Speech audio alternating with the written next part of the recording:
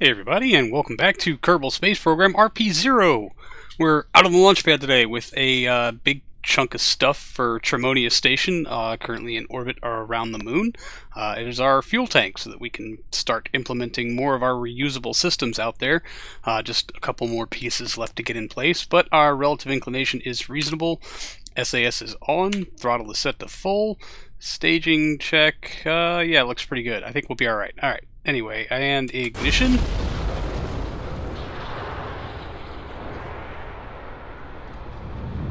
Solid light on all engines for our DN6B. Oh, coming off the pad 1.08. Yes, we are a heavy boy today. So we're gonna just go straight up for a little while and hope this thing stays going where it's supposed to. Our relative inclination is going to drift because apparently we are in mid-bounce coming off the pad here. You know, that's the thing. Whichever. Right, so this is, like I mentioned before, basically just a big fuel tank for Tremonia Station so that we can refuel our lunar taxi and our lunar Uber. Yeah, we'll get better names. I guess. Lunar Uber is kind of stuck.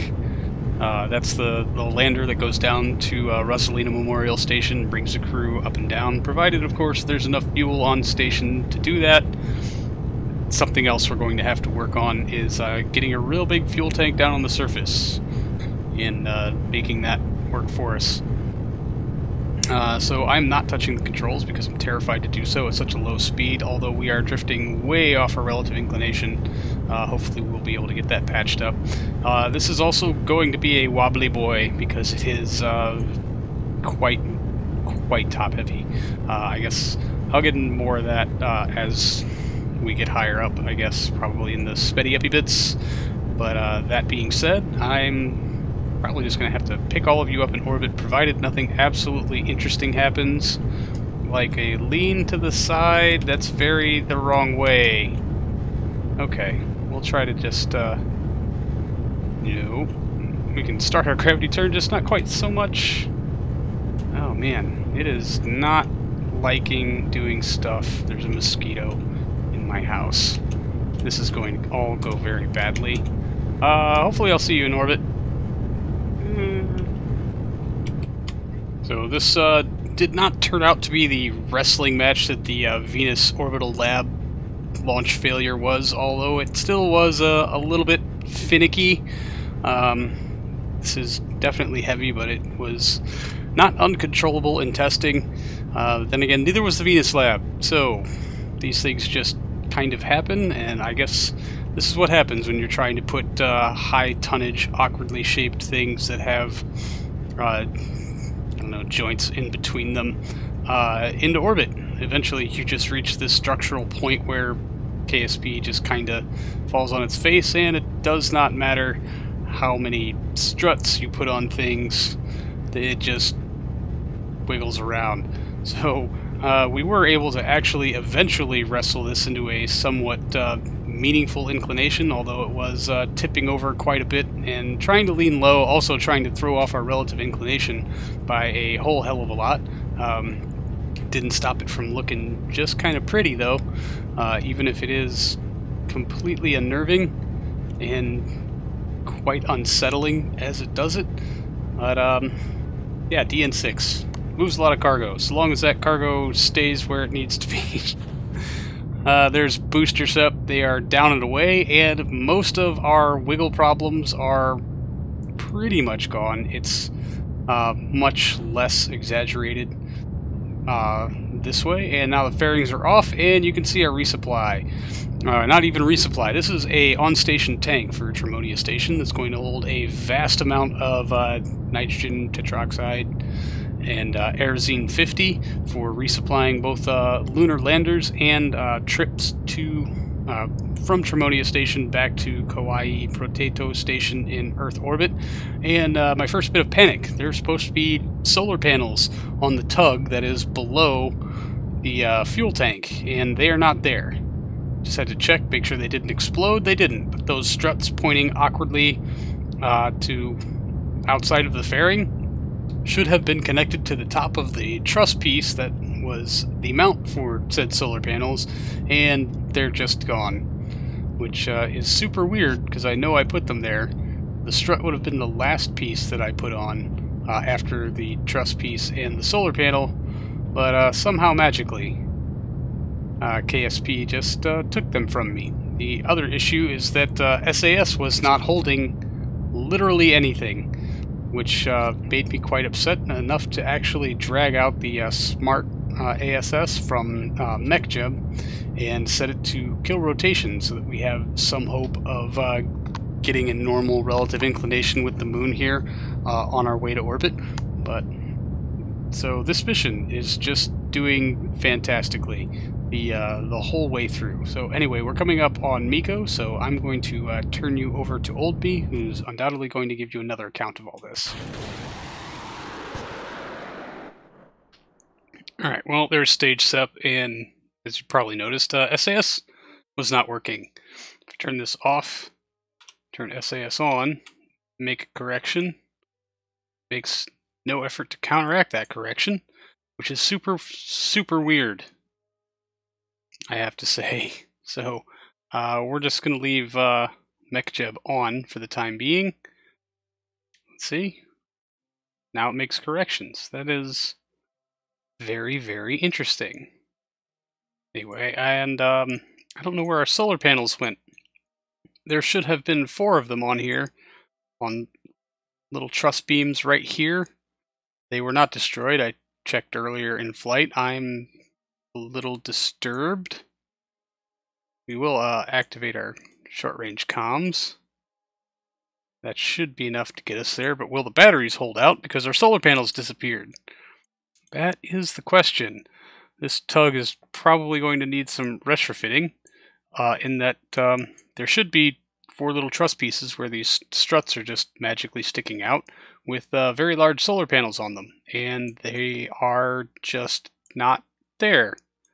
And I'm a little confused as to what exactly happened to my solar panels. Well, I guess we're leaving the lights off for this trip. I guess also we'll hang on to the HG3 stage as long as we can. Lots of draw on our system as a whole because we have lots of cores on this thing. It's designed to haul around heavy stuff and things. So, yeah, there's that. KSP, what are you doing to me? You're killing me, Smalls.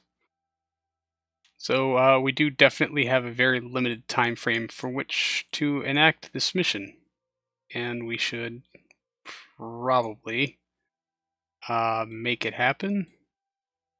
No, damn it. Yes, plotting nodes, ever so much fun. So I've sped this up a whole bunch. We're actually going to cover a lot of things. We did get the node dialed in, like eventually.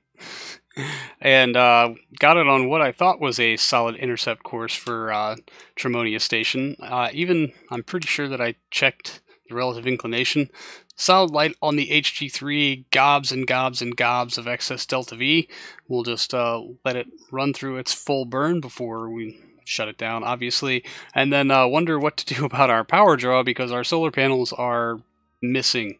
So on the way out to the moon, we'll lose a whole lot of electric charge. There's no point in really locking the battery, so we'll put it in hibernate mode and go visit our crew out here while we wait for the fuel tanker to make its way out to the moon, which is kind of cheaty, but then switching quickly back in time to make its orbital insertion burn on the back of that HG3 and its 1 remaining ignition, and just make sure to get the thruster fuel out of it, because every little bit helps. And engine shutdown on our HG3, a bit more before we expected it. Not a huge problem. I mean, it sucks a whole lot. There's a lot of fuel in there that we totally could have used, but, we were probably pushing it a bit past its runtime. The other thing I did notice is while I thought we had like a 6-degree difference in our inclination, this is reporting it at 167 degrees, which Doesn't add up to me. I thought it was a different orbit. But 1,815 meters per second will correct our inclination. That node's in 1 hour. I guess we have no real choice. So also, I guess we'll be topping off from our actual fuel tank. Way to overcorrect there, Mech Jeb. I should have known that was going to be a thing. And that tank is pretty much untouched. That's good. 914 meters per second at a time. Can I just unlock that? Yeah. Okay. 7.8 kilometers per second. So we're just gonna have to go ahead and do it. Bummer. Make sure my target is correct first off. Yep, Tremonia Upgrade Station. Don't know how it got renamed that way. And yep, we are orbiting counter to it. That would have been a good thing to check up on. Good for me. So we're going to start this burn. I don't know if we need 20 minutes of lead time. We probably do. Good news is we'll be falling the whole time. So we'll probably bring this down a bit. And ignition. Oh, this whole mission is just going badly. But yeah, we sent this tank up mostly empty on purpose because we needed to. Because there's no way we were going to lift it in time. And estimated burn time, 17 minutes. Wow, look at me estimating things. How awesome. Alright, well, we're just going to let this extraordinarily long runtime run. And probably pick you guys up for docking, because I'm just not going to make you sit through all of this incessant nonsense. Working on exactly like 3 for 3 on mission failures this time around, but with time warp and a careful eye on the map, thank goodness we didn't lower that orbit a lot more than we could have, or actually circularize, so it's kind of a blessing that HG3 failed, because had it not, we probably could have gotten a much lower orbit and had to spend much more fuel trying to recircularize or put our orbit in the correct direction around the moon so that we could make this docking with our space station. So, I don't know, half a failure, maybe? Anyway, we've zeroed most of it out. We're now expanding our orbit, and we'll just go ahead and speed this up a whole lot, because, you know, why the hell not? And then after completing a not being on an intercept course, we will plot out a couple of nodes to bring ourselves on close approach to Tremonia Station. Thankfully, it doesn't take a whole hell of a lot, and I don't think that we'll have to put it in quote-unquote hibernate mode in order to make docking. Our power draw is still quite excessive. We'll have to see how the station itself deals with having this thing docked to it, but since we were able to ditch the B upper stage, we're actually doing a whole lot better. So, this burn will hopefully put us on a very close encounter. Yep, just a couple of 100 meters, which is great. And then we'll just speed around another quarter orbit or so. SAS still not working, so we're going to bring Smart ASS up. And now we'll zero out our relative velocity, and the frame rate absolutely plummets. It's weird, it's not that many parts anymore, although there is the Artemis Perseus. Perseus is docked to it, not Artemis. And there's our approach to the station. We're just going to zero out a little bit more of this and get ourselves on course to hit a docking port, preferably one that doesn't already have the docking extender that we need for the Lunar Uber, our reusable ascent/descent stage. And it just takes a very long time to make this approach. I think I actually got up and got myself a coffee during most of this, because you can't really time warp because the station will shift, and if you try to use physics warp, it'll go completely crazy. So we're going to transfer some fuel around and try to balance ourselves out just a little bit. Just like this tank that we sent up to KP Station, this one is mostly empty. We can fill it later with other resupply things, but I think we can actually get a trip or two out of it. We were able to bring quite a bit of fuel out, and in effort to increase the frame rate, I've heard that it could be the radiators that are the problem, and hopefully shutting them down will give us a few more seconds per frame, or frames per second, I guess, because man, it was terrible. Watching it all kinds of sped up, though, does seem a whole lot better, but this was still a solid hour and a half. For me, anyway. This is why I speed these things up for you, because I would absolutely entirely run out of things to say. So there's our first initial approach to the docking port. Way off, obviously.